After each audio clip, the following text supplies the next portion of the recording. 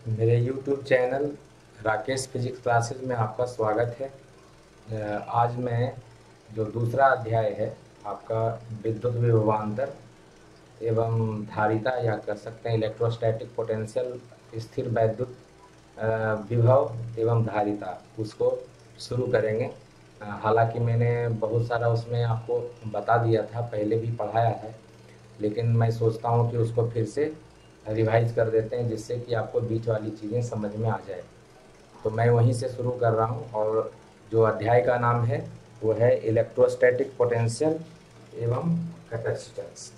तो ये क्या है? Electrostatic potential and capacitance.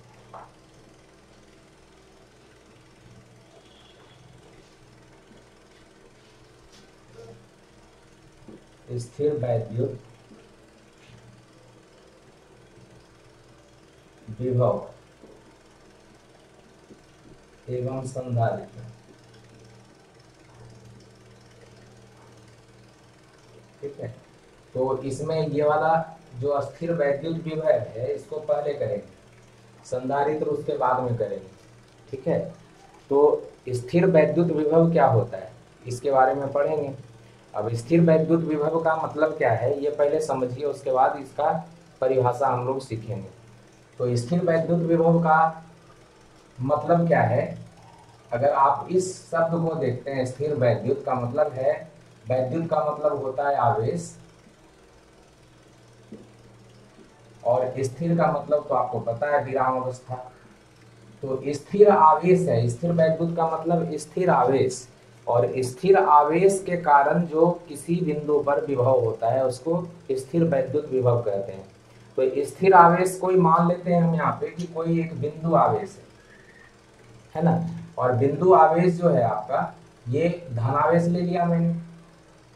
तो बिंदु आवेश से किसी दूरी पर स्थित दूसरा कोई अगर बिंदु है तो उस पर विद्युत विभव कितना होता है उसको हम जानना चाहते हैं। मतलब यहाँ से किसी दूरी पर स्थित, मान लीजिए r दूरी पर स्थित कोई बिंदु P है, तो इस बिंदु P पर विद्युत विभव को V से संकेत करते हैं। तो विद्युत विभव V से हो गया, तो P बिंदु पर जो विद्युत विभव है उसका मान क्या होगा वो हमको निकालना है, वो हमें जानना भी है, उसको परिभाषित भी करना है। तो विद्युत विभव किसी भी बिंदु पर स्थिर विद्युत आवेश के कारण होता है। वो आवेश धन आवेश भी हो सकता है, वो आवेश ऋण आवेश भी हो सकता है। तो धन आवेश से r दूरी पर स्थित किसी बिंदु पर विद्युत विभव का मान क्या होगा, या ऋण आवेश से r दूरी पर स्थित किसी बिंदु पर विद्युत विभव का मान क्या होगा, ये हमें जानना है। लेकिन इसको परिभाषित करने से पहले या इसका व्यंजक निकालने से पहले हमें स्थिर विद्युत विभवांतर या कह सकते हैं दो बिंदु के बीच का जो विभव का अंतर होता है उसको निकालना जरूरी है, उसको जानना जरूरी है। तो पहले उसकी परिभाषा हम लोग सीखेंगे और तब हम इसको परिभाषित करेंगे। ठीक है, तो सबसे पहले हमें जानना है कि दो बिंदु के बीच विद्युत विभवांतर क्या होता है, electrostatic potential difference between two points. दो बिंदुओं के बीच विद्युत विभवांतर, तो इसको जो हम लोग अभी करेंगे वो क्या है, विद्युत विभवांतर। तो यहाँ पे हम लोग विद्युत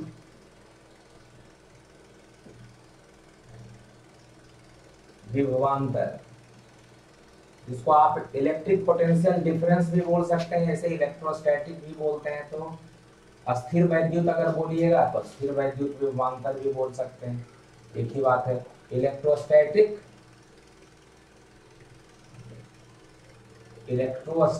पोटेंशियल डिफरेंस,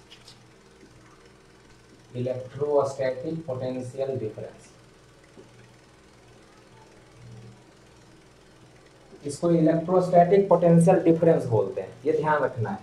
तो अब स्थिर विद्युत विभवांतर होता क्या है इसको पहले समझेंगे, फिर परिभाषा हम इसका लिखेंगे।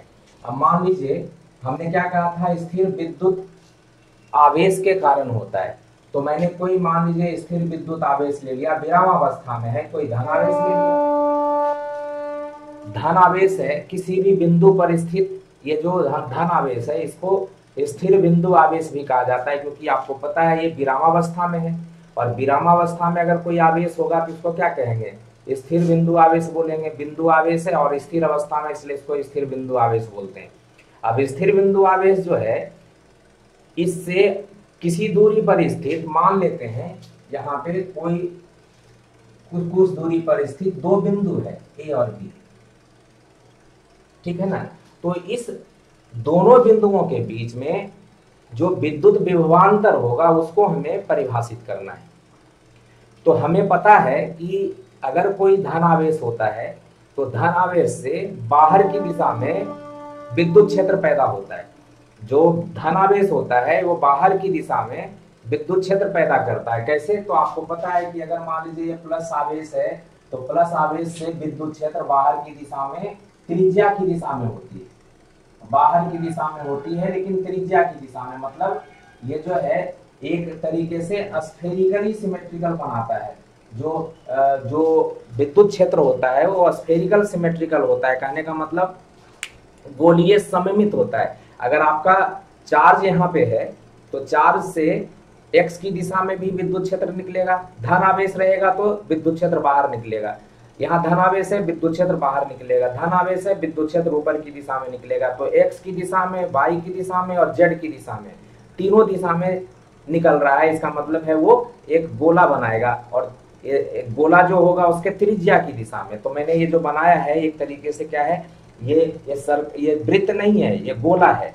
तो गोला के अगर केंद्र के ऊपर रखा हुआ है आपका, तो चार्ज रखा हुआ है, ये धनावेश रखा हुआ है, तो यहाँ से जो विद्युत क्षेत्र होगा इसको, और इस तरीके से आप देख सकते हैं कि मैं अगर यहाँ पे एक गोला बना लूं पहले, तो इसके केंद्र के ऊपर एक विद्युत आवेश रखा हुआ है, स्थिर विद्युत आवेश जिसको धनावेश मैंने कहा। तो यहाँ से विद्युत क्षेत्र x की दिशा में इधर, यहाँ से विद्युत क्षेत्र y की दिशा में इधर, ठीक है ना, और यहाँ से विद्युत क्षेत्र z की दिशा में इधर निकलेगा। तो आपको पता है z की दिशा में आपकी तरफ आएगा। इसका मतलब क्या है, ये सर्कल नहीं है, ये वृत्त नहीं है, ये गोला है, ठीक है ना, स्फीयर जिसको बोलते हैं। तो बॉल के आकार का है, बॉल के केंद्र के ऊपर, अगर बॉल बोलेंगे तो बॉल के केंद्र के ऊपर ये धन आवेश रखा हुआ है। तो वहां से जो विद्युत क्षेत्र होगा x की दिशा में, y की दिशा में और z की दिशा में, और ये सारा जो है अगर वो बॉल को मानते हैं आप, तो उसका मतलब ये सारा त्रिज्या है। तो त्रिज्या की दिशा में जो आपका धनावेश है वहां से बाहर की दिशा में विद्युत क्षेत्र होता है। तो विद्युत क्षेत्र को ई से संकेत करते हैं आप। तो देखेंगे तो ये विद्युत क्षेत्र इस तरीके से बनाया रहता है। तो विद्युत क्षेत्र ये हो गया। तो ये ध्यान रखना है, ये वृत्त नहीं है। अगर आप वृत्त लिख देंगे तो गलती हो जाएगी। कभी कभी पूछ भी लेता है कि अगर आपका कोई धनावेश है कहीं पे रखा हुआ, धनावेश या ऋण आवेश होता है, ऋण आवेश होगा तो केवल विद्युत क्षेत्र उसी आवेश के ऊपर जाएगा। धन आवेश से विद्युत क्षेत्र बाहर की दिशा में होता है, ऋण आवेश पे विद्युत क्षेत्र अंदर की दिशा में होता है। मतलब अगर मैं इसको ऋण आवेश बोलता है, यहाँ पे कोई ऋण आवेश ले लेता है, तो यहाँ से भी विद्युत क्षेत्र स्फेरिकल सिमेट्रिकल ही होता है, लेकिन इस बार दिशा बदल जाती है। मतलब ये चार्ज के ऊपर ही आता है, माइनस अगर मैंने क्यू ले लिया तो जो दिशा है वो चार्ज के ऊपर ही जाएगा, विद्युत क्षेत्र इसके दिशा में होगा। मतलब विद्युत क्षेत्र ये है, देख रहे हैं आपकी चार्ज के ऊपर जा रहा है विद्युत क्षेत्र, तो ये इस तरीके से विद्युत क्षेत्र चार्ज के ऊपर ही जाएगा। जो आपका आवेश है, धन आवेश है, उसके ऊपर जाता है। तो ये मैंने आपको पहले अध्याय में बता चुका है, ठीक है ना। इसमें बताया था आपको मैंने कि जो विद्युत क्षेत्र होता है वो धन आवेश से बाहर की दिशा में होता है और ऋण आवेश पे अंदर की दिशा में होता है, ठीक है। तो मैं उसका प्रयोग करूंगा, इसलिए मैंने यहाँ पे इसको बनाया है, ठीक है ना। तो ये तो आपको मैंने पहले बता रखा है। तो देखिए जरा यहाँ पे कि अगर आपका ये धन आवेश है, मैंने जो लिया यहाँ पे धन आवेश, ये धन आवेश लिया, धन आवेश से विद्युत क्षेत्र किधर, तो बाहर की दिशा में, बाहर की दिशा में हमने विद्युत क्षेत्र ले लिया। धन आवेश से विद्युत क्षेत्र बाहर की दिशा में, उस विद्युत क्षेत्र में दो बिंदु ए और बी स्थित है। उस दोनों बिंदु के बीच जो विभवांतर होता है उसी को हमको यहाँ पे परिभाषित करना है। स्थिर विद्युत विभवांतर मतलब स्थिर विद्युत आवेश के कारण कहीं पे उसी के क्षेत्र में दो बिंदु स्थित है और दो बिंदु के बीच का जो विभव का अंतर है उसी को हम विभवांतर बोलते हैं। तो कैसे परिभाषित करेंगे, आपने पढ़ा है कि अगर कोई विद्युत क्षेत्र कहीं पे है तो विद्युत क्षेत्र में अगर कोई आवेश को रखा जाए, ये तो इसका विद्युत क्षेत्र है, कोई दूसरा आवेश को रखा जाए तो ये विद्युत क्षेत्र उसके ऊपर बल लगाता है। अगर वो आवेश धन आवेश है तो विद्युत क्षेत्र उस पर अपनी ही दिशा में बल लगाता है, और अगर ऋण आवेश है तो उसके विपरीत दिशा में बल लगाता है। मतलब अगर मैं इस बिंदु बी पर कोई आवेश ले लूं प्लस क्यू नॉट, इस तरीके का, जिसको बोला जाता है परीक्षण धनावेश, है ना, इसको कहा जाता है परीक्षण धनावेश। हमने एक आवेश लिया जिसको बोलते हैं परीक्षण धनावेश, पॉजिटिव टेस्ट चार्ज बोलते हैं, पॉजिटिव टेस्ट चार्ज। तो परीक्षण धनावेश है ये।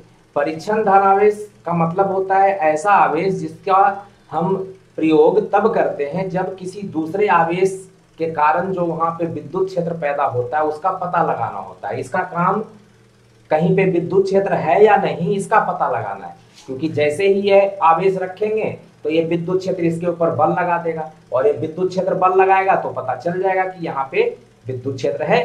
तो विद्युत क्षेत्र कैसे बल लगाता है इसके ऊपर? तो मैंने क्या कहा, विद्युत क्षेत्र किसी धन आवेश के ऊपर अपनी ही दिशा में बल लगाता है, ठीक है ना। अगर ऋण आवेश लेता तो अपनी दिशा के विपरीत दिशा में बल लगाता। तो मान लीजिए मैंने विद्युत क्षेत्र इधर लिया था तो इसके ऊपर जो बल होगा बल का भी दिशा यही होगा, और ये बल किसके बराबर होता है? तो हमने पढ़ रखा है कि बल जो विद्युत क्षेत्र है वो और ये जो आवेश है उसके गुना के बराबर होता है। उसको गुना कर दीजिए तो आपको बल निकल के आ जाएगा। तो बल इसके ऊपर जो लग रहा है इस दिशा में लग रहा है, और उसी दिशा में क्यों लग रहा है? क्योंकि विद्युत क्षेत्र धन आवेश पे अपनी ही दिशा में बल लगाता है, तो उसी दिशा में बल लगाएगा। ये विद्युत क्षेत्र है किसका? तो इस आवेश का है, इसने पैदा किया है इसको, है ना। ये जो आवेश है इसका अपना जो परिमाण होता है, जो मैग्नीट्यूड जिसको आप बोलते हैं, वो बहुत कम होता है। तो ये अपना विद्युत क्षेत्र बहुत क्या कर सकते हैं, ताकतवर कर सकते हैं, स्ट्रॉन्ग कर सकते हैं, नहीं पैदा कर पाता। तो ये जो है विद्युत क्षेत्र यहाँ पे तो पैदा है, क्या हुआ इसने प्रोड्यूस किया है, उत्पन्न किया है, और इस विद्युत क्षेत्र का पता लगाना है कि है यहाँ पे कि नहीं। तो आप क्या करेंगे, यहाँ पे कोई आवेश को रख देंगे, धन आवेश को, जो परीक्षण धन आवेश है, और परीक्षण धन आवेश के ऊपर बल अगर लग गया इसी दिशा में, मतलब ये अगर आवेश जो है यहाँ से इधर जाने की कोशिश करने लगा तो आप समझ जाएंगे कि इसके ऊपर यहाँ पे विद्युत क्षेत्र है, तभी बल लग रहा है। विद्युत क्षेत्र ने बल लगाया है, और कितना लगाया है? F is equal to Q naught. Clear है? इसके बाद अगर मैं चाहूं कि इस आवेश को यहां से यहां तक लाऊं, कहां से? B से ये तक। आपको पता है B और A बिंदु दोनों कहां स्थित है? तो इसके विद्युत क्षेत्र में स्थित है। विद्युत क्षेत्र है, इधर भी है, उधर भी है, इधर भी है, इधर भी है। तो मैंने कोई एक दिशा ले लिया, कहीं पे भी हो सकता है। तो विद्युत क्षेत्र के उपस्थिति में यहाँ पे विद्युत क्षेत्र है, और उसमें मैंने दो बिंदु लिया A और B, जो कुछ दूरी पर स्थित है ना, इस आवेश से भी और आपस में भी कुछ उसके बीच में दूरी है। तो मैं क्या चाह रहा हूं कि इस आवेश को प्लस क्यू नॉट को मैं यहां से उठा करके यहां लाऊं, है ना। तो कैसे लाएंगे? अगर आप लाएंगे तो इसके ऊपर तो बल लग रहा है, और बल अगर लग रहा है तो आपका ये विरोध करेगा, ये बल तो आपका विरोध करेगा ना। आप चाह रहे हैं यहाँ से यहाँ तक लाने के लिए, तो ये बल विरोध करेगा।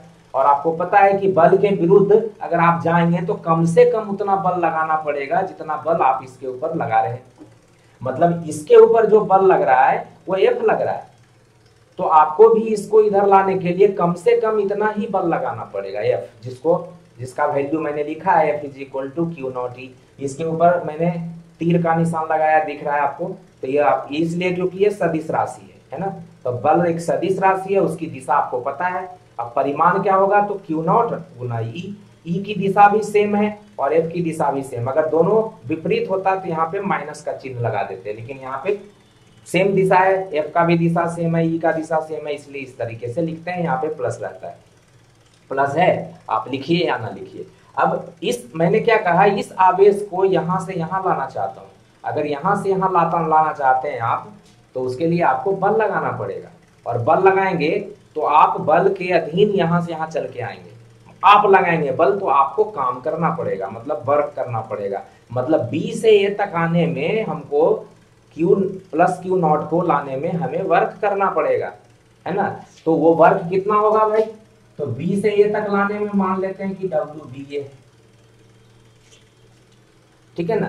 तो जो आपने बल लगाया यहां से, मतलब इस आवेश को यहां से यहां तक लाने में, वो इस बल के विरुद्ध लगाया, उतना ही बल लगाया जितना बल इधर लग रहा है, तभी आएगा इधर।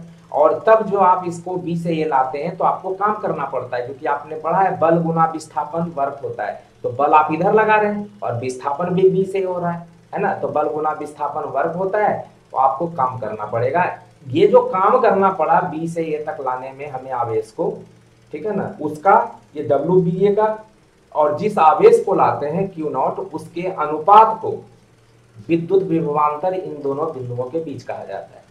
तो बहुत सरल है, आपको मैंने समझा दिया तोड़ करके कि अगर कोई विद्युत क्षेत्र है इस आवेश के चलते है, तो कोई विद्युत क्षेत्र है पहले से, उसमें कोई बिंदु स्थित है दो, तो उन दोनों बिंदुओं के बीच किसी परीक्षण धन आवेश को एक बिंदु से दूसरे बिंदु तक लाने में जो काम करना पड़ता है उसका, और इस आवेश के अनुपात, इस आवेश का जो परिमाण है क्यू नॉट, उसके अनुपात को उस दोनों बिंदुओं के बीच विद्युत विभवांतर कहा जाता है।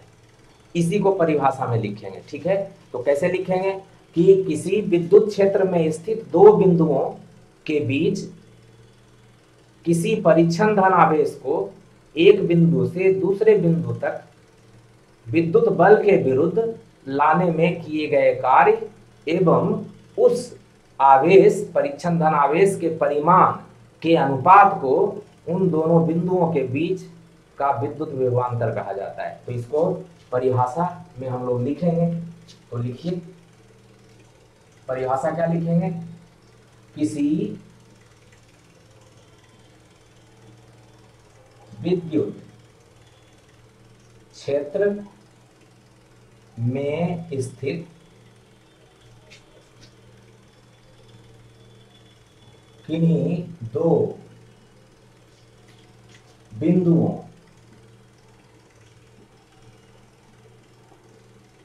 के बीच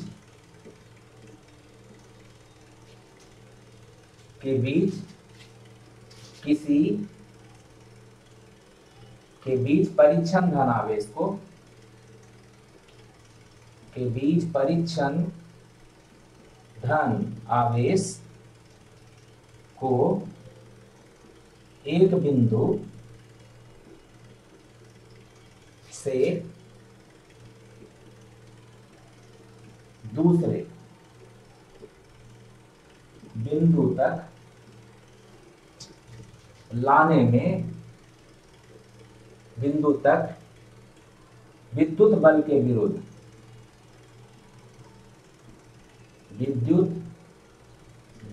विरुद्ध लाने में किए गए कार्य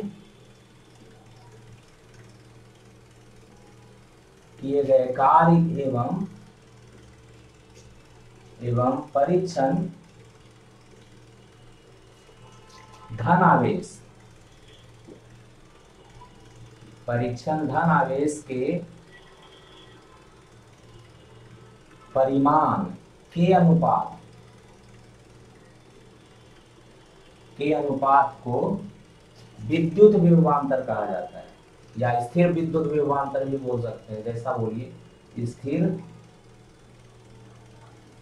वैद्युत या सिंपल विद्युत विभवांतर भी लिख सकते हैं। स्थिर वैद्युत विभवांतर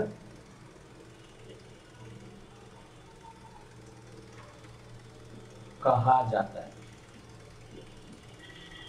स्थिर वैद्युत विभवांतर कहा जाता है, ठीक है।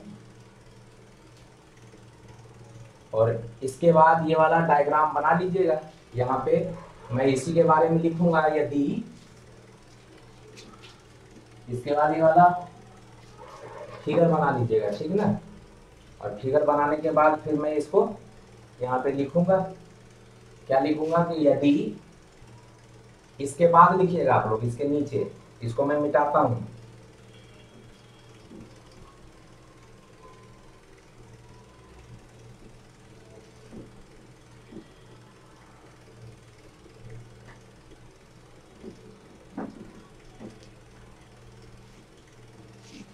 यदि परिच्छन धनावेश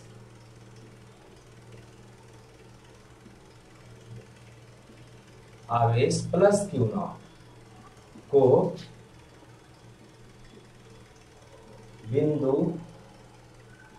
बी से ए तक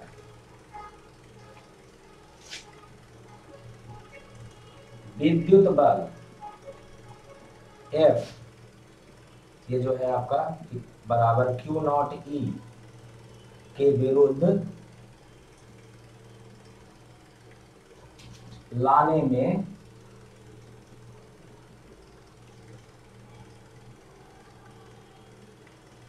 किया गया कार्य WBA है, तो विद्युत विभवांतर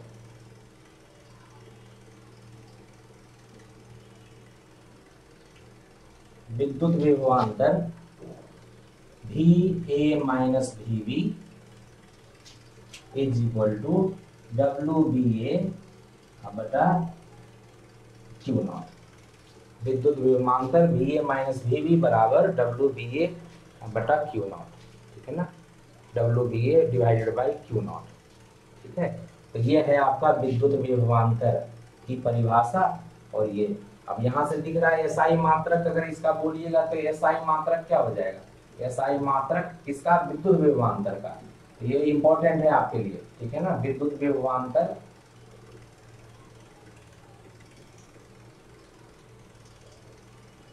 का SI मात्रक, ये वोल्ट होता है, ठीक है ना, वोल्ट होता है, V से संकेत करते हैं इसको, ठीक है ना, वोल्ट लिखते हैं या वोल्ट पूरा लिखते हैं। और यहां से क्या दिख रहा है, यदि WBA 1 जूल हो, ठीक है ना, और आपका जो क्यू नॉट है वो 1 कूलम हो, ठीक है ना, तब क्या हो जाएगा, यहाँ पे VB माइनस VA के जगह पे रख दीजिए, ये VB minus VA minus VB है, तो VA minus VB is equal to 1 joule बटा 1 कूलम। और अभी मैंने कहा था इसका SI मात्रक वोल्ट होता है, तो ये 1/1 हो गया, जूल अपॉन कूलम वोल्ट होता है। तो आपको यहाँ से ये पता होना चाहिए 1 joule per coulomb is equal to 1 volt होता है। एक नंबर के क्वेश्चन में आपसे ये पूछ देता है, जैसे ये वाला क्वेश्चन है, विद्युत विभवांतर का SI मात्रक क्या होता है, 1 जूल पर कूलम किसके इक्वल होता है। आपको जो ऑब्जेक्टिव आता है 42 क्वेश्चन, जिसमें कि 35 क्वेश्चन करना होता है, तो इसमें ध्यान रखना है कि ये वाला पूछा जाता है, तो अभी से ये सब ध्यान रखिएगा। जहाँ पे मैं बोलता हूँ कि ये वाला पूछता है तो उसको टिक लगा लीजिए, यहाँ पे 1 मार्क्स में लिख सकते हैं, ये 1 मार्क में लिख सकते हैं, ठीक है ना। तो ये ध्यान रखना चाहिए कि विद्युत विभवांतर का SI मात्रक अगर पूछता है, इस तरीके का क्वेश्चन बहुत पूछा जाता है, बहुत आसान भी रहता है। तो विद्युत विभवांतर का SI मात्रक क्या होगा, वोल्ट होगा, है ना। 1 जूल पर कूलम को क्या कहते हैं, 1 वोल्ट कहते हैं, 1 वोल्ट को क्या कहते हैं, 1 जूल पर कूलम कहते हैं। तो ये ध्यान रखना है, ठीक है। अब यहां से हम लोग जो बिंदु आवेश के चलते, जो स्थिर बिंदु आवेश के चलते किसी दूरी पर स्थित, r दूरी पर स्थित बोल सकते हैं, जो मैंने शुरू में ही बोला, कोई बिंदु दूसरा है जो इसको मैंने P बोला था, वहां पे हमको विद्युत विभव का मान निकालना है, जिसको मैंने VP बोला था। और VP की वैल्यू क्या होगी, इसको मैंने बोला था कि जब निकालेंगे तो उसको पहले परिभाषित करेंगे, और उसके लिए पहले हमें विद्युत विभवांतर सीखना पड़ेगा। तो अगर मैं ये कहूं कि जो हमारे पास था ये यहाँ पे प्लस आवेश, बिंदु आवेश था, यहाँ पे कोई बिंदु A था, यहाँ पे बिंदु B था, और हमें प्लस आवेश को कहां से, B से हमने A तक लाया था, विद्युत क्षेत्र इधर था, और बल के विरुद्ध लाया था। अगर मैं बोलूं कि इस B को कहां कर दूं, मैं अनंत पे कर दूं, है ना, ये अनंत पे जाके रख दूं B को, ये धन आवेश को मैं कहां से लाऊं, अनंत से लाऊं, ठीक है ना, अनंत से लाऊं। और अनंत से अगर धन आवेश को आप लाएंगे, ये परिच्छन धन आवेश को अगर अनंत से मुझे लाना पड़े A तक, तब क्या होगा। तो अगर मैं ये लिखता हूं तीसरा, यदि बिंदु बी अनंत पर स्थित हो, अनंत पर स्थित हो, तो भी बी जो आपने लिखा था, है ना, वो भी अनंत हो जाएगा। ये जो बी है वो अनंत हो जाएगा, और अनंत पे जो विभव का मान है वो शून्य माना गया है, ठीक है ना। ये अनंत पे भी जो अनंत होता है उसके ऊपर विद्युत विभव का मान शून्य होता है। देयरफॉर अगर मैं लिखूं भी ए माइनस भी बी तो क्या हो जाएगा, डब्लू, यहाँ पे क्या था बी ए बटा क्यू नॉट। अगर बी को मैं अनंत पे कर दूं तो क्या हो जाएगा, भी ए माइनस भी अनंत बराबर डब्लू अनंत से ए हो गया अब बटा क्यू नॉट, इन हो गया। और आपने अभी पढ़ा कि भी अनंत पे मान विभव का शून्य माना गया है, तो यहां से क्या लिखेंगे, दैट एम्प्लाइज, ठीक है ना, भी ए माइनस जीरो बराबर डब्लू अनंत से ए तक लाने में किया गया कार्य बटा क्यू नॉट। इसको बोलेंगे अनंत से ए तक लाने में किया गया कार्य। बी से ए का निकाल रहे थे तो बी से ए तक लाने में किया गया कार्य। अगर इस आवेश को अनंत से ला रहे हैं तो अनंत से ए तक लाने में किया गया कार्य अनंत, ये लिखा मैंने। और ये जो होता है अनंत से लाने में जो किया गया कार्य है उसको अगर आपने परिच्छन धन आवेश से भाग दे दिया तो वो क्या हो जाएगा, भी ए माइनस जीरो, क्योंकि बी कहाँ था, अनंत पे, और अनंत पे विभव का मान शून्य माना गया है, तो क्या हो जाएगा यहाँ पे भी ए बराबर डब्लू अनंत ए, अनंत से ए तक लाने में किया क्या कार्य अब बटा क्यू नॉट। और यहां से आपको परिभाषा मिल गई, कहां से, किसके लिए, तो किसी एक बिंदु का विद्युत विभव क्या होगा, जो मैंने शुरू में लिखा था, किसी एक बिंदु का विद्युत विभव, मतलब स्थिर बिंदु आवेश के कारण किसी एक बिंदु पर विद्युत विभव क्या होता है। ये अगर समझना है तो क्या बोलेंगे कि किसी धन आवेश, परिच्छन धन आवेश को अनंत से बिंदु ए तक लाने में किया गया कार्य एवं परिच्छन धन आवेश के परिमाण के अनुपात को उस बिंदु का विद्युत विभव कहा जाता है। किसी विद्युत क्षेत्र में स्थित, है ना, किसी बिंदु का विद्युत विभव परिच्छन धन आवेश को अनंत से उस बिंदु तक लाने में किए गए कार्य एवं परिच्छन धन आवेश के परिमाण के अनुपात को कहा जाता है। तो अब हम क्या करेंगे, यहां पर जब आ गए तो अब हम किसी भी बिंदु पर जो विद्युत विभव का मान होता है उसको परिभाषित कर लेंगे और तब हम व्यंजक निकालेंगे। तो यहां से अब परिभाषा जो है क्या लिखेंगे, किसी बिंदु आवेश के कारण दूसरे बिंदु पर स्थित विद्युत विभव, उसको परिभाषा, तो यहां पे किसी बिंदु का विद्युत विभव,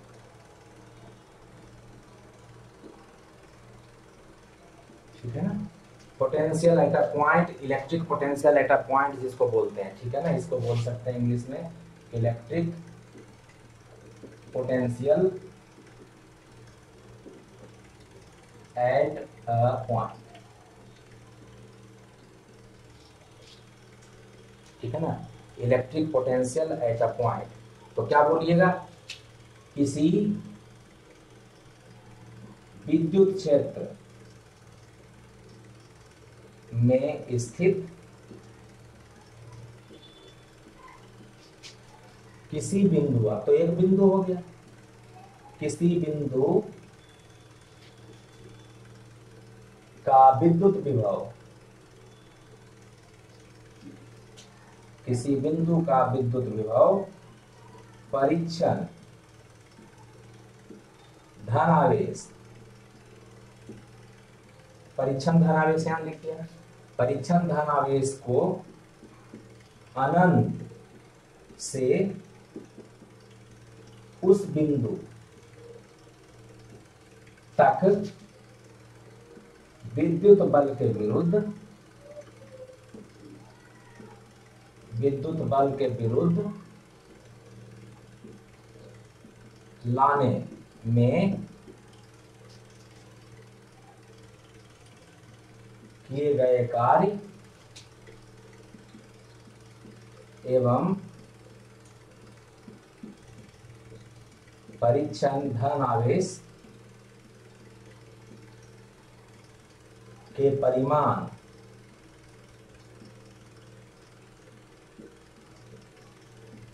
के अनुपात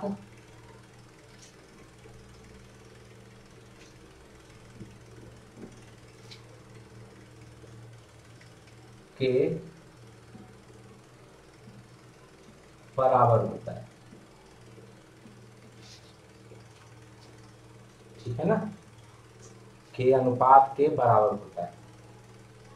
किसी विद्युत क्षेत्र में स्थित किसी बिंदु का विद्युत विभव परिच्छन धनावेश को अनंत से उस बिंदु तक विद्युत बल के विरुद्ध लाने में किए गए कार्य एवं परिच्छन धनावेश के परिमाण के अनुपात के बराबर होता है। अब इसी जो परिभाषा जो हमने यहाँ से जो बनाया, इसी का प्रयोग करके हम किसी भी बिंदु पर विद्युत विभव का मान निकालेंगे। ठीक है ना, जो हमने परिभाषा आपको निकाला वो किससे निकाला, तो किसी बिंदु का जो विद्युत विभव था, जैसे मैंने ये कहा VA, क्या कहा था, अनंत से A तक लाने में, A का हमको अगर विद्युत विभव निकालना है तो अनंत से A तक लाने में जो हमको कार्य करना पड़ेगा विद्युत बल के विरुद्ध, और किस आवेश को लाए, तो परिच्छन धन आवेश को लाए, Q0 को लाए, तो दोनों के अनुपात को विद्युत विभव कहा जाता है बिंदु A का, है ना। तो ये है बिंदु A का विद्युत विभव,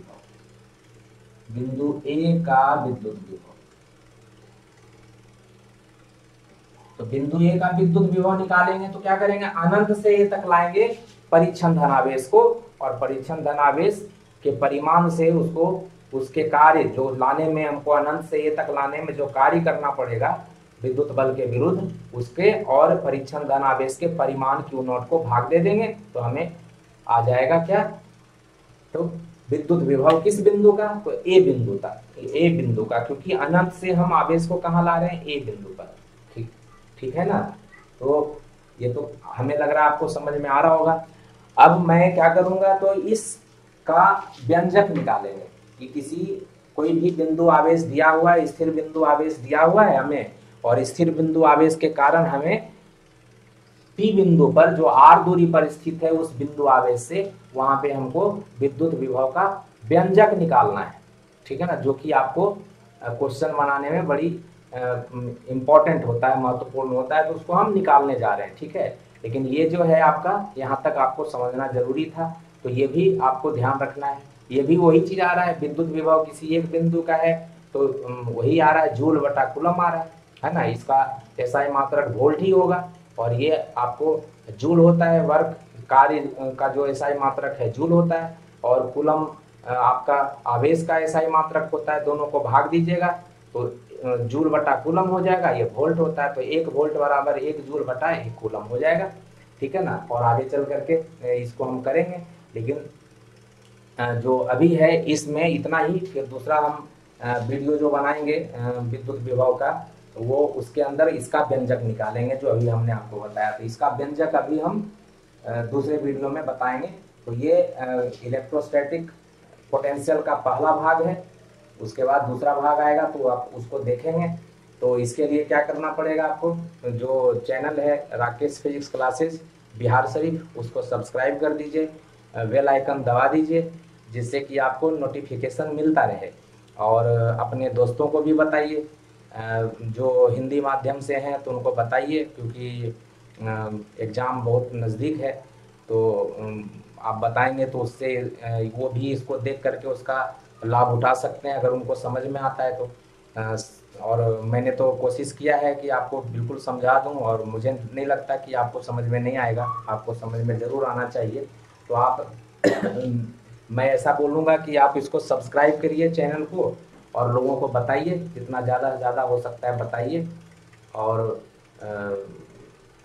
इसका लाभ उठाइए। लेकिन साथ साथ ये कहेंगे कि बेल आइकन जरूर दबाइए, जिससे कि आपको जैसे ही वीडियो डालें नोटिफिकेशन मिलता रहे। ठीक है, तो बहुत दिनों के बाद अब आपसे जुड़ रहे हैं, और साथ मिल करके करते हैं जितना हो सकता है, और कोशिश करेंगे कि आपको मैं पीछे ना छोड़ूं। तो आप मतलब आप भी उसको देखिए, पढ़िए। इससे आप कहीं अगर दिक्कत होता है तो मेरा फ़ोन नंबर है, उस पर आप बताइए कि सर कहाँ दिक्कत हो रही है, तो मैं उसको फिर से अ, उस प्रॉब्लम को हल करने की कोशिश करूँगा। ठीक है, तो अभी इस वीडियो में इतना ही। अ, फिर मिलते हैं दूसरे वीडियो में, ठीक है ना। तो आप और मैंने एक इंट्रोडक्शन का भी वीडियो डाला है, उसको भी देख लीजिएगा, मैंने उसमें क्या बताया है। लेकिन मेन तो वही है कि आपको सब्सक्राइब करना पड़ेगा चैनल को, और सब्सक्राइब करके उसका बेल आइकन दबा दीजिए, उसको लाइक करिए, शेयर कीजिए, जितना भी दोस्त है उसको उनमें बताइए, तभी चैनल फैल पाएगा, अदरवाइज़ तो वैसे ही रह जाएगा। ठीक है, तो अच्छा लगता है अगर पढ़ाई तो ज़रूर बताइए लोगों को, अपने दोस्तों को बताइए। आपके आपसे ही मेरी रिक्वेस्ट रहेगी।